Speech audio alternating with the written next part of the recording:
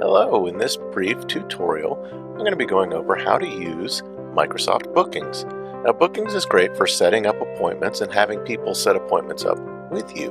Now, the cool thing about Bookings is you can set it to where if somebody wants to have a virtual meeting with you, it will send both of you an email invite and a text invite via Microsoft Teams.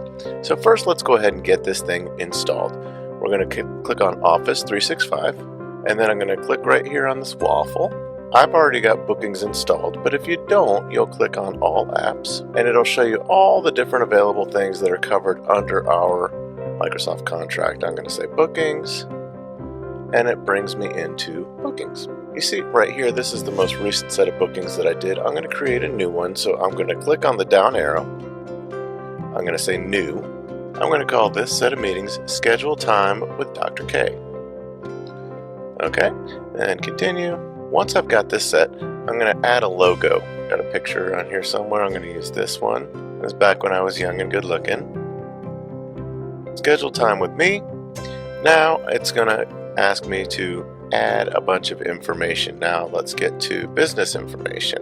Okay, now the most important thing here to get is these business hours. This makes all of the other scheduling process much easier. I want to book business hours based on when I plan on doing availability. So I'm going to go with 8 o'clock in the morning until 2 o'clock in the afternoon, because after 2 o'clock in the afternoon we have buses and all that other stuff that's going to keep people from needing to have a session with me.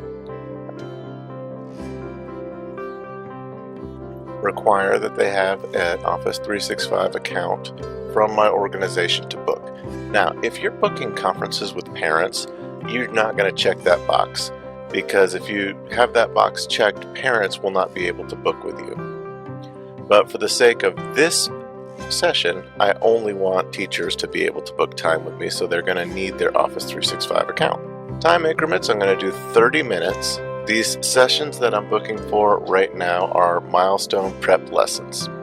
So the minimum lead time that I'm going to need to know at least 24 hours in advance so I can prepare. And the maximum lead time that will do that, I'm going to say 30 days. Then I'm going to scroll down here and bookable when staff are free. And let's get a preview of those color schemes. I think that looks great. And I'm going to save and publish. Now, let's go over here for services. I'm going to add a service.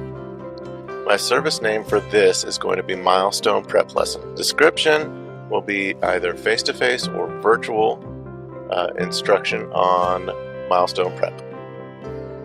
I could break this down even more. I'm going to add online meeting just to make this nice and easy.